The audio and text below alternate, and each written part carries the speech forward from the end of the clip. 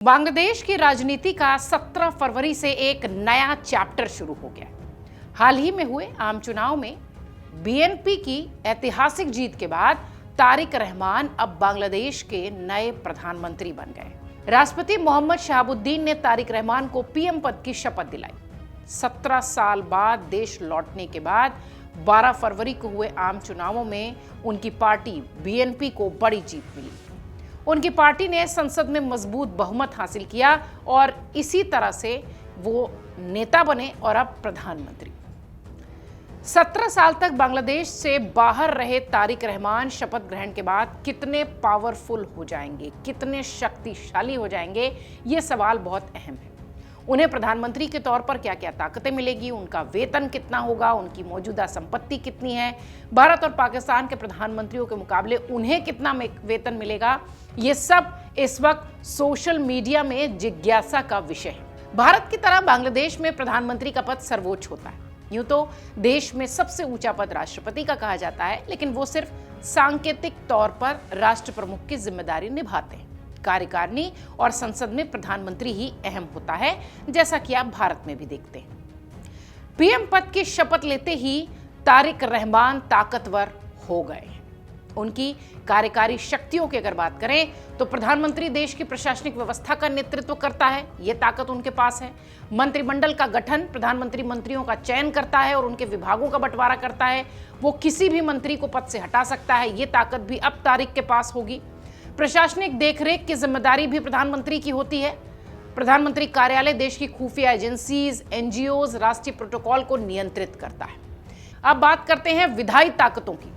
प्रधानमंत्री संसद का नेता होता है। कानून बनाना, सरकार की अधिकांश नीतियों और कानून का जो निर्माण होता है उसका नेतृत्व संसद में प्रधानमंत्री ही करते हैं। बीएनपी ने हिंदू और अल्पसंख्यकों की सुरक्षा के लिए कानून को सख्त करने की बात कही है। ऐसे में अब तारिक रहमान के हाथ में ये होगा कि वो इस ताकत का इस्तेमाल करें। इसके अलावा लगभग प्रधानमंत्री संसद को भंग करने का भी भंग करने की जो सलाह है वो राष्ट्रपति से ले सकता है, जिसे मानना राष्ट्रपति के लिए अनिवार्य हो जाता है। वित्तीय ताकतों की बात करें तो वार्षिक राष्ट्रीय बजट प्रधानमंत्री के मार्गदर्शन में वित्त मंत्री द्वारा तैयार होता है। बांग्लादेश में प्रधानमंत्री योजना आयोग का अध्यक्ष होता है, जो देश के विकास के लिए बड़े प्रोजेक्ट्स तय करता है। यानी यह ताकत भी अब तारिक के पास होगी। महत्वपूर्ण संस्थानों का नेतृत्व भी प्रधानमंत्री ही करते हैं। प्रधानमंत्री कई महत्वपूर्ण समितियों के अध्यक्ष होते हैं। कैबिनेट डिवीजन, मंत्रालयों का काम, तालमेल बिठाना, ये सारी ताकतें अब तारिक के पास होंगी। इसके अलावा देश की आंतरिक और बाहरी सुरक्षा के फैसले लेने वाली राष्ट्रीय सुरक्षा परिषद में भी पीएम की सर्वोच्च भूमिका होती है। यानी देश के घरेलू फैसलों से लेकर विदेश में कूटनीति से जुड़े तमाम फैसलों का नेतृत्व भी अब बांग्लादेश में तारिक करेंगे। प्रधानमंत्री पद की इन शक्तियों को नियंत्रित करने के लिए 2024 के विद्रोह के बाद कुछ संविधान संशोधन भी किए गए हैं।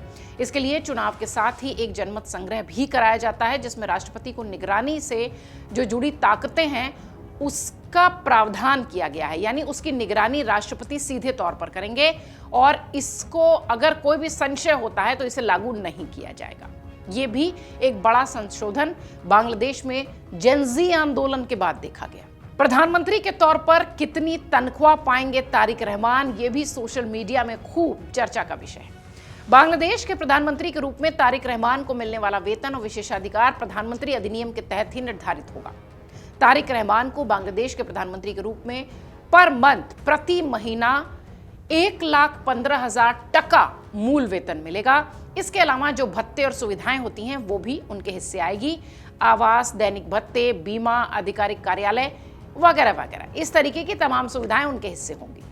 प्रधानमंत्री के तौर पर अगर तारिक रहमान आधिकारिक निवास के बजाय अपने किसी निजी निवास में रहना चाहते हैं, तब भी सरकार उनके घर फर्नीचर और रखरखाव का खर्च खुद वहन करेगी।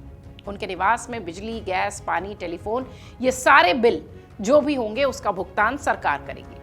प्रधानमंत्री और उनके परिवार को देश या विदेश के किसी भी अस्पताल में मुफ्त चिकित्सा उपचार का अधिकार होगा। उनकी आधिकारिक जिम्मेदारियां या घरेलू यात्रा से जुड़े सभी खर्चे सरकार वहन करेगी। उनकी सुरक्षा के लिए तैनात कर्मियों का खर्चा भी सार्वजनिक खजाने से ही जाएगा। आधिकारिक क्षमता में किए गए मनोरंजन और उससे जुड़े खर्च की भरपाई भी सरकारी खजाने से ही होगी। तारिक रहमान वैसे तो 1,15,000 टका महीने पाएंगे, लेकिन उनकी संपत्ति और वित्तीय स्थिति का विवरण भी चुनाव आयोग के पास है। आपको बता दें कि हलफनामे में जो उन्होंने अपने आधिकारिक दस्तावेजों के हिसाब से जो उल्लेख किया है, उसमें तारिक रहमान की वार्षिक आय 6.76 लाख टका बताई गई है, जो पूरी तरह से शेयर, बॉन्ड्स और बैंक में जमा योजनाओं से आती है। उनके बैंक में कुल 1.25 करोड़ टका जमा है। इसमें 31 लाख से ज्यादा टका नगद या बचत खाते में है, जबकि बाकी राशि फिक्स डिपॉजिट में है। उनकी एफडी का एक बड़ा हिस्सा उनकी बेटी जाइमा रहमान के नाम पर है। बांग्लादेश में उन्हें बड़े करदाता के वर्ग में रखा गया है। पिछले वित्तीय वर्ष में उन्होंने 1 लाख टका से अधिक टैक्स भरा था। तारिक रहमान के पास देखा जाए तो कुल 68.5 लाख टका कीमत के शेयर्स भी हैं। चुनावी हलफनामे में उन्होंने अपने पास 2 लाख से कम मूल्य के फर्नीचर और लगभग 3,000 टका मूल्य का सोना घोषित किया था। उनके पास बोगरा में 2 एकड़ की जमीन भी है। इसकी खरीद की कीमत 3.5 लाख टका के आसपास है। इसके अलावा उन्हें गाजीपुर और कॉक्स बाजार में अपने दिवंगत भाई अराफत रहमान कोको से विरासत में भी कुछ जमीनें मिली हैं, जिसका जिक्र उन्होंने चुनावी हलफनामे में किया था। चुनावी हलफनामे के मुताबिक तारिक रहमान के मुकाबले उनकी पत्नी जुबेदा रहमान ज्यादा अमीर हैं। तारिक के हलफनामे में जुबेदा की वार्षिक आय लगभग 35.5 लाख टका दिखाई गई है, जबकि उनका बैंक बैलेंस 1 करोड़ टके का है। उन्होंने पिछले साल 5.5 लाख के आसपास का टैक्स जमा किया था, 5.5 लाख टका। इसके अलावा जुबेदा के पास 111.25 डिसमल जमीन है, 800 वर्ग फीट तक का एक डुप्लेक्स का घर भी है, जो कि उनकी पत्नी के नाम है।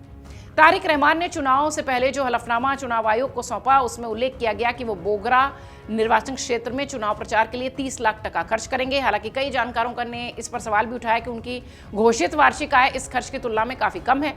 पहले भी उन पर भ्रष्टाचार के कई सारे आरोप लगे हुए हैं, जिनमें उन पर करीब 4.5 करोड़ टका अवैध रूप से कमाने का, करीब 4.25 करोड़ टका की संपत्ति छिपाने का, इस तरह का तमाम आरोप लगा है। हालांकि हालिया राजनीतिक दबावों के बाद बांग्लादेश के सर्वोच्च न्यायालय ने उन्हें सभी 77 मामलों में बरी कर दिया है और ये वे सारे मामले बंद हो चुके हैं। फिलहाल बांग्लादेश में एक नया अध्याय लिखा जा रहा है और अब तारिक के ऊपर पूरी जिम्मेदारी है बांग्लादेश की। पिछले कई समय से जिस तरीके से बांग्लादेश और भारत के रिश्तों के बीच थोड़ी सी खटास दिखाई पड़ रही थी, उम्मीद यह है कि तारिक के आने के बाद शायद नए प्रधानमंत्री अब नए तरह की रिश्तों की गर्मजोशी के साथ भारत के संपर्क में आएंगे। अगर आप ये वीडियो YouTube पर देख रहे हैं तो हमारे चैनल को सब्सक्राइब कर बेल आइकन दबाएं और Facebook पर देख रहे हैं तो हमारे पेज को लाइक करें।